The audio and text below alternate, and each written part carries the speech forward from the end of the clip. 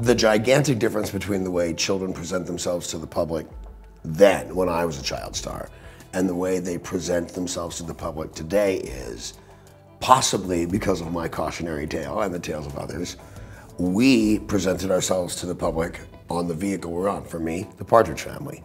Now, these children present themselves to the public as, I'm here to stay, okay? Don't get used to this face and the shape of this body and no facial hair.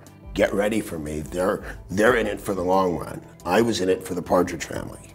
You know, I didn't understand it and nobody bothered to explain it. The difference to me is children today are much better informed about the business they are entering.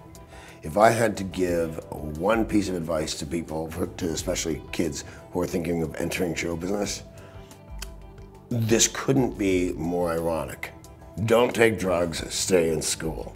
Now I know that coming from me, that's got to have a tad of humor to some people, but I'm the reason you shouldn't do it. Trust me, I didn't work for 14 years. You try and live on $72,000 because that's what was left of the Partridge Family money for 14 years. You know, without earning a buck in this business. It's a tough business. Learn a skill. Jodie Foster is the example of a child performer making it into an adult performer. There's no predicting that. Who's gonna go off the rails is pretty easy, because by the time they're famous enough to know, they're famous because you've taken pictures of them flying off the rails.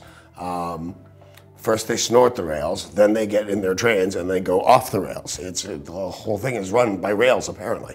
But I think you can spot the ones that are gonna go. I think you can spot the ones that are having a fling. Like I thought poor Britney Spears, you know, she's having I broke up with my boyfriend, I got married too fast, I got pregnant too fast, I'm having a little breakdown here. And I think she will get it back together. I had my big money on, I'm in radio, which is a fairly vicious business. So we had the death pool, and my 50 bucks was on Lindsay Lohan. And it looks like she's gonna get it back together. And I may be a complete mercenary, but I have an extra 50, so I'd be just as happy if she lived.